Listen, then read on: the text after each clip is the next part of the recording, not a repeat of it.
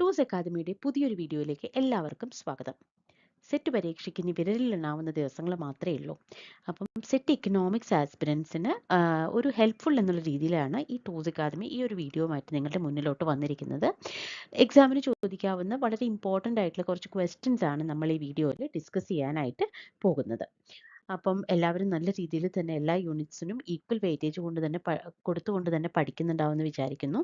അപ്പോൾ നമ്മൾ ആദ്യം ഡിസ്കസ് ചെയ്യാൻ പോകുന്ന ക്വസ്റ്റ്യൻ എന്ന് പറയുന്നത് പബ്ലിക് ഫൈനാൻസിൽ നിന്നുള്ളതാണ്. Which one of the following is considered A merit good? അതാണ് ചോദ്യം. 4 ഓപ്ഷൻസും തന്നിട്ടുണ്ട്. Cigarettes, public parks, education and alcohol. അപ്പം നമ്മൾക്ക് ഓരോ ഓപ്ഷൻസും നമ്മൾ എന്താണെന്നുള്ളത് മനസ്സിലാക്കണം. സിഗരറ്റ് എന്ന് പറയുന്നത് യൂഷ്വലി ഒരു ഡീമെറിറ്റ് ഗുഡ് ആയിട്ടാണ് കാറ്റഗറൈസ് ചെയ്തിരിക്കുന്നത്.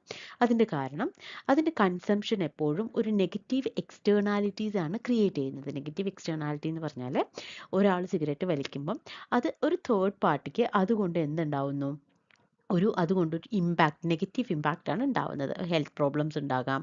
ആ ഹെൽത്ത് പ്രോബ്ലംസ് കാരണം അവർ ഹോസ്പിറ്റലിൽ പോയിട്ട് ഹെൽത്ത് കെയർ കോസ്റ്റ് ഒക്കെ ഉണ്ടാകാം. അപ്പം സിഗരറ്റ് എന്ന് പറയുന്നത് എപ്പോഴും ഒരു ഡീമെറിറ്റ് ഗുഡ് ആണ്.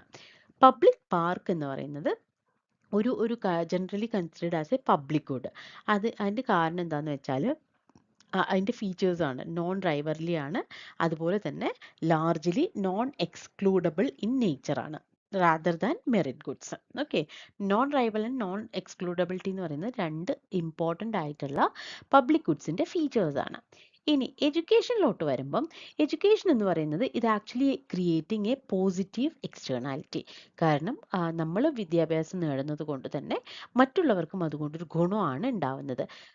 അതൊക്കെ എന്തുണ്ടാവും, അതുകൊണ്ട് ഇക്കോണമിയിൽ പ്രൊഡക്ടിവിറ്റി കൂടും, നല്ല രീതിയിലുള്ള സിവിക് സെൻസ് ഉണ്ടാവും, അതുപോലെ തന്നെ ഇക്കോണമിയുടെ ഗ്രോത്തും വർദ്ധിക്കും. അപ്പം യൂഷ്വലി എപ്പോഴും ഗവൺമെൻറ് എന്ത് ചെയ്യാനാണ് ശ്രമിക്കാറ്? They try to subsidise the education cost in order to support a majority of the people in the economy to get a very good education.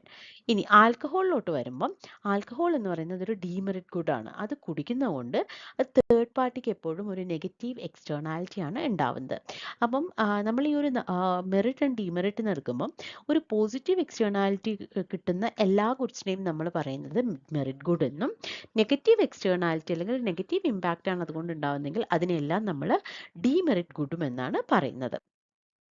രണ്ടാമത്തെ ചോദ്യം, consider the following statements regarding inflation.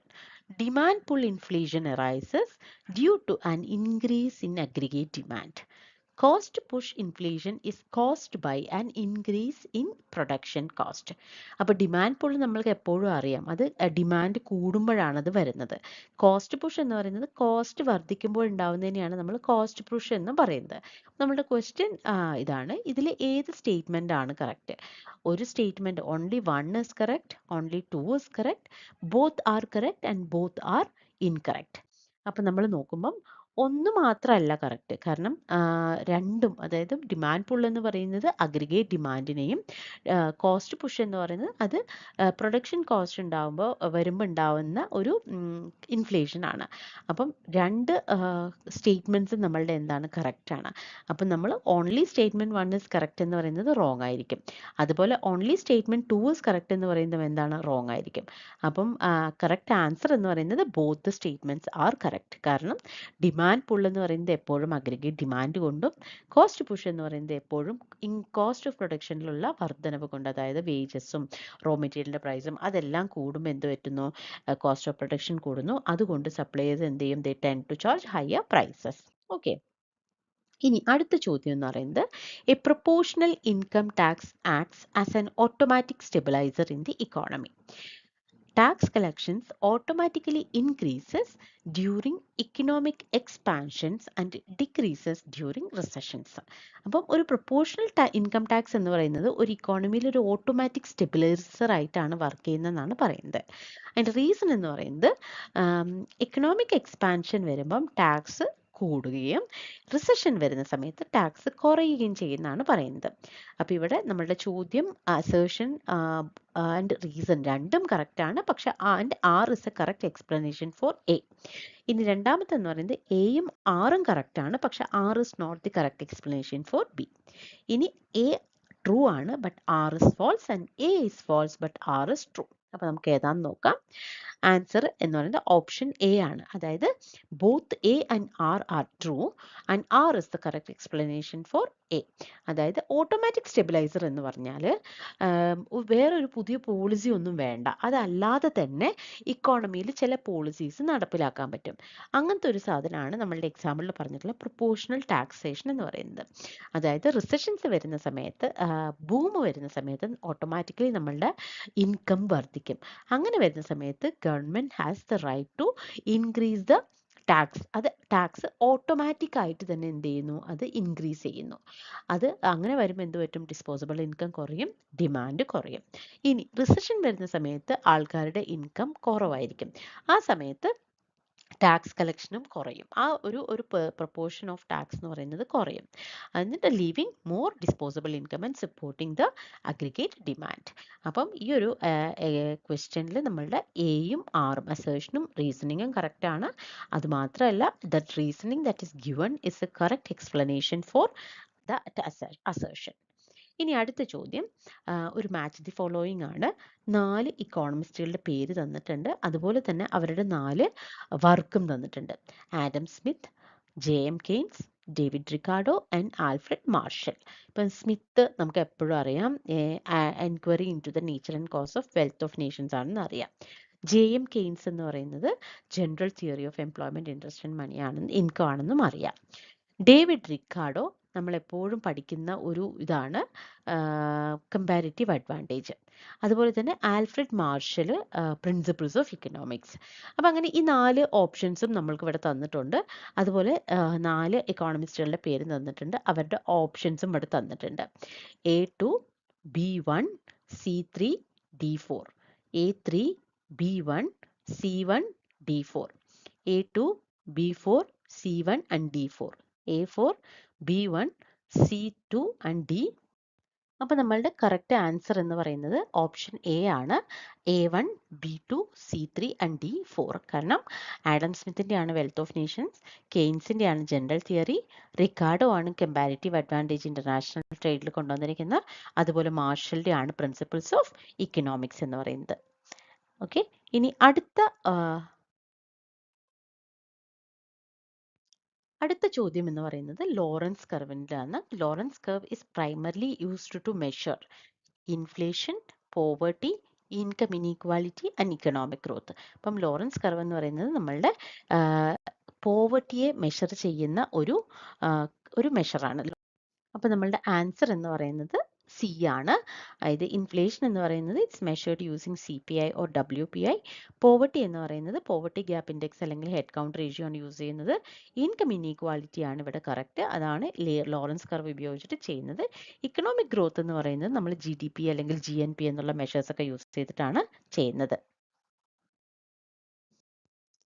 അടുത്ത ചോദ്യം എന്ന് പറയുന്നത് considering the following statements regarding the RBI. RBI is the sole issuer of currency notes except the 1 rupee note. The 1 rupee note is issued by the government of India. ഇതാണ് നമ്മളുടെ ചോദ്യം. RBI 1 രൂപ ഒഴിച്ച് ബാക്കിയെല്ലാം ഇഷ്യൂ ചെയ്യുന്നത് RBI ആണെന്നും 1 rupee note produce ചെയ്യുന്നത് അല്ലെങ്കിൽ ഇഷ്യൂ ചെയ്യുന്നത് ഗവൺമെന്റ് ഓഫ് ഇന്ത്യ ആണെന്നാണ് ചോദ്യം. അപ്പം ഒന്നാമത്തെ സ്റ്റേറ്റ്മെന്റ് എന്ന് പറയുന്നത് മാത്രം എടുത്തു കഴിഞ്ഞാൽ അത് കറക്റ്റ് ആവില്ല ആൻസർ. കാരണം 2 സ്റ്റേറ്റ്മെന്റ് നമ്മളുടെ കറക്റ്റ് ആണ്. RBI ഒരിക്കലും ആ 1 റുപ്പി നോട്ട് നമ്മളുടെ പബ്ലിഷ് ചെയ്യുന്നില്ല, ഇഷ്യൂ ചെയ്യുന്നില്ല. അത് എപ്പോഴും അത് വെസ്റ്റ് ചെയ്തിരിക്കുന്നത്, അതിൻ്റെ ഒരു ഒബ്ലിഗേഷൻ അല്ലെങ്കിൽ അത് ആ ഒരു ഡ്യൂട്ടി കൊടുത്തിരിക്കുന്നത് ministry of finance, government of ഇന്ത്യക്കാണ്. അപ്പോൾ നമ്മളുടെ ക്വസ്റ്റ്യനിൽ തന്നിട്ടുള്ള 2 ഓപ്ഷൻസും ശരിയാണ്. അപ്പോൾ അങ്ങനത്തെ ഒരു സിറ്റുവേഷനിൽ നമ്മളുടെ കറക്റ്റ് ആൻസർ എന്ന് പറയുന്നത് both statements 1 and 2 are correct. ഇനി അടുത്ത ചോദ്യം, an increase in the cash reserve ratio reduces the lending capability of commercial banks. Banks are required to keep a large proportion of deposits with the RBI. അപ്പം cash reserve ratio കൂടിക്കഴിഞ്ഞാൽ നമ്മളുടെ commercial ബാങ്കിങ്ങിൻ്റെ lending capacity കുറയുമെന്നാണ് പറയുന്നത്. അതിൻ്റെ reason എന്ന് പറയുന്നത് banks എപ്പോഴും എന്ത് വേണം, they have to keep a large proportion of their deposit with the RBI എന്നാണ് പറയുന്നത്. അപ്പം ആൻസർ നമ്മളുടെ both assertion and reasoning are true and R is the correct explanation for A. കാരണം CRR റേഷ്യോ കൂടുതലായി കഴിയുമ്പം banks are required to keep a large proportion of there cash in with the RBI. അങ്ങനെ വരുമ്പം commercial bank will not be having enough fund in their account to provide more loans. Okay, ഇനി അടുത്തതൊരു match the following ആണ്. Ragnar Nurkse, എയോ Hirschman, Arthur Lewis, Harrod Domar.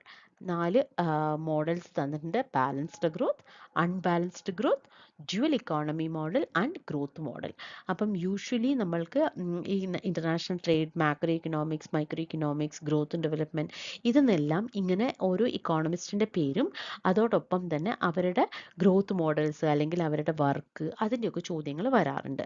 അപ്പം നമ്മൾ ഇത് നോക്കണം ഏതുമായിട്ടാണ് കറക്റ്റായിട്ട് വരുന്നത് എന്നുള്ളത്. ഓക്കെ, അപ്പം റാഗ്നർ നക്സിന്റെ ആണ് ബാലൻസ്ഡ് ഗ്രോത്ത് മോഡൽ, ഹ്രിഷ്മൻ ആണ് അൺബാലൻസ്ഡ് ഗ്രോത്ത് മോഡൽ കൊണ്ടുവന്നത്, ആർതർ ലിവൈസിന്റെ ആണ് ഡ്യുവൽ ഇക്കോണമി മോഡൽ, അതുപോലെ ഹാരഡ് ഡോമറിന്റെ ആണ് growth model. Harrod Domar growth model എന്ന് പറയുന്നത് ഭയങ്കര ഫേമസ് ആയിട്ടുള്ള, പോപ്പുലർ ആയിട്ടുള്ള ഒരു ഗ്രോത്ത് മോഡലാണ്. ഓക്കെ, അപ്പം ഇത്രയാണ് നമ്മൾ ഈ ഒരു വീഡിയോയിൽ നമ്മൾ ഇൻക്ലൂഡ് ചെയ്തിരിക്കുന്നത്.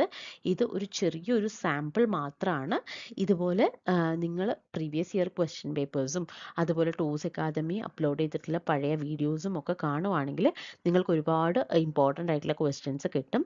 അതുപോലെ ടോസ് അക്കാദമിയിൽ ജോയിൻ ചെയ്യാൻ താല്പര്യമുണ്ടെങ്കിൽ ഈ വീഡിയോയിൽ മുന്നിൽ കൊടുത്തിട്ടുള്ള നമ്പറിൽ കോൺടാക്ട് ചെയ്യുക. സെറ്റ്, നെറ്റ്, കേട്ടറ്റ്, HSST തുടങ്ങിയ ഒട്ടനവധി കോമ്പറ്റേറ്റീവ് എക്സാമിന് ടോസ് അക്കാദമിയിൽ കോച്ചിങ് കൊടുക്കുന്നുണ്ട്. അപ്പം എല്ലാവർക്കും നല്ല ഒരു ഓൾ ദ വെരി ബെസ്റ്റ് പറയാണ്. Thank you.